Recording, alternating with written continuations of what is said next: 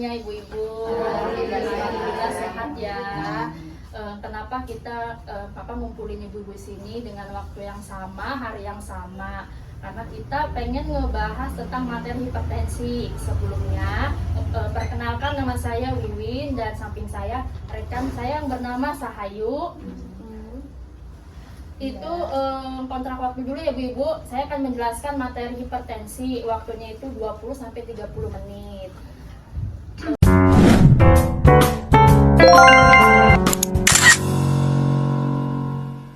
Sini saya akan menjelaskan tentang pengertian dari hipertensi. Hipertensi itu sebenarnya nama dari bahasa medisnya hipertensi. Tapi kalau misal di masyarakat atau di orang awam itu bisa dikenal dengan darah tinggi.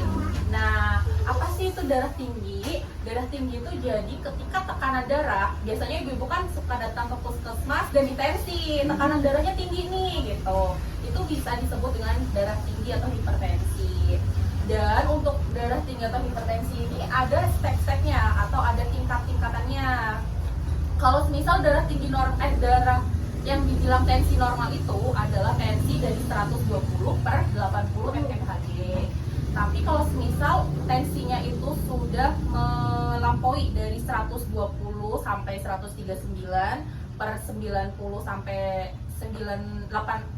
80 sampai 89 itu dikategorikan prahipertensi atau tanda-tanda seseorang yang bakal terkena hipertensi nih atau darah tinggi. Nah, untuk darah tinggi yang tingkat 1 itu bisa dilihat ya di sini. Darah tinggi tingkat 1 itu dengan tekanan darah 140 sampai 159. Dan biasanya untuk darah tinggi dari prahipertensi sampai darah tinggi tingkat 1 itu tidak ada keluhan. Ibu tahu nggak keluhan darah tinggi itu apa? Pusing. Selain itu sakit kepala, ya. Terus pandangan kadang buram, benar, ya. Itu salah satu tanda gejala hipertensi. Biasanya tanda itu muncul ketika memasuki grade kedua, di mana darahnya tensinya itu udah tinggi di atas 140/100. Sini kan ada anjuran konsumsinya. Sebisa mungkin sehari itu di sini bisa lihat ya, yang G4, G1, L5 itu yang gula itu sebisa mungkin 4 sendok per harinya. Gula, makan gula. Iya, konsumsi gula, kandungan yang ada gulanya. Nah, terus yang G-nya 1 itu maksimal banget. Konsumsi garamnya itu 1 sendok aja per harinya. Sama yang lemak itu misalkan lemak itu dari masak-masakan gorengan gitu. Itu maksimalnya itu 5 sendok. 5 sendok takarannya. Ya. Itu tuh harus berulang kali sehari. Gulanya harus 4 sendok, terus garamnya harus 1 sendok, minyaknya harus 5 sendok gitu ya. Nah, itu jangan lebih itu untuk mempengaruhi ke hipertensi kita.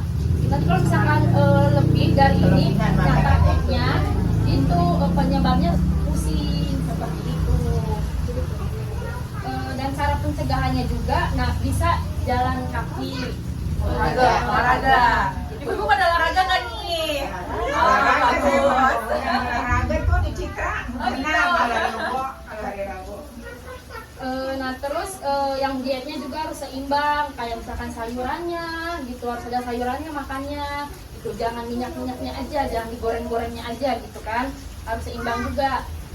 Terus jangan terlalu gemuk juga.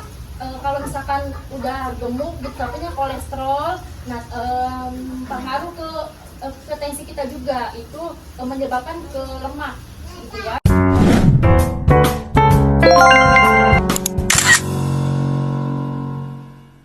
Baik, untuk ibu-ibu, sekilas pemaparan materi tentang darah tinggi itu seperti itu ya, dari pengertiannya, dari penyebabnya, dari apa sih yang harus dihindari, dan cara bagaimana sih pola makannya harus kita jaga. Dan di sini kami membuka sesi tanya jawab nih. Untuk ibu-ibu yang mau bertanya silakan. Saya mau nanya. Boleh, silakan. Kenapa banyak wanita terkena darah tinggi ketika sudah tua ya?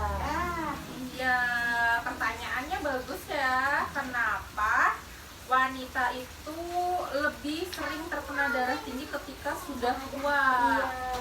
Jadi banyak penelitian bahkan di dunia itu membicarakan 1 dari 4 laki-laki itu salah satunya adalah terkena darah tinggi, dan 1 dari 5 wanita salah satunya itu terkena darah tinggi. Jadi lebih banyak itu laki-laki pada saat usia masih muda.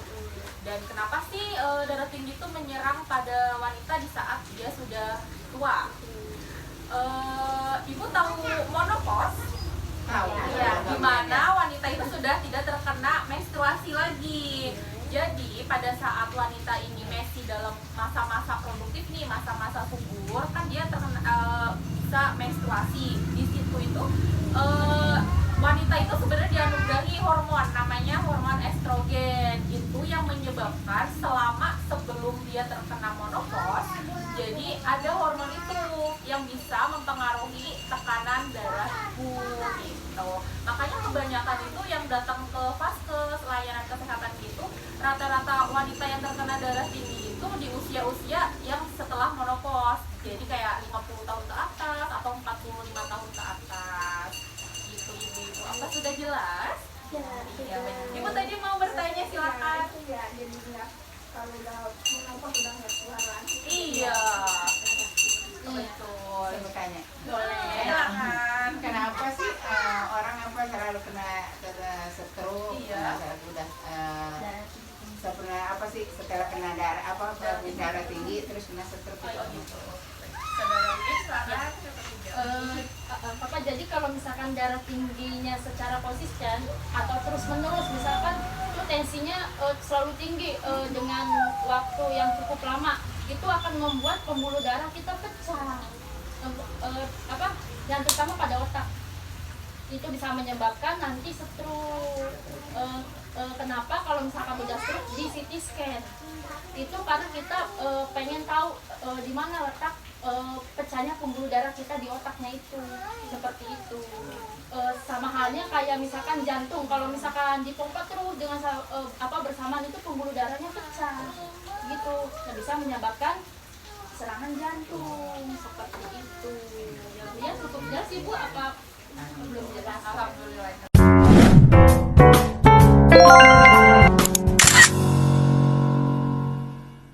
Oke, itu aja ya materi kita hari ini tentang hipertensi. Semoga ibu-ibu pada paham dan menjaga pola hidupnya, pola makannya yang baik supaya kita bisa pada sehat-sehat. Amin. Amin, ya Allah. Untuk penjelasan tentang darah tinggi hari ini cukup sekian ya kami tutup, dan mohon maaf apabila mengganggu waktu ibu-ibu. Semoga apa yang kita jelaskan di sini bisa diterapkan di kehidupan sehari-hari, dan semoga ibu yang udah hadir di sini diberikan kesehatan Amin, ya selalu. Allah. Amin, panjang umur. Amin.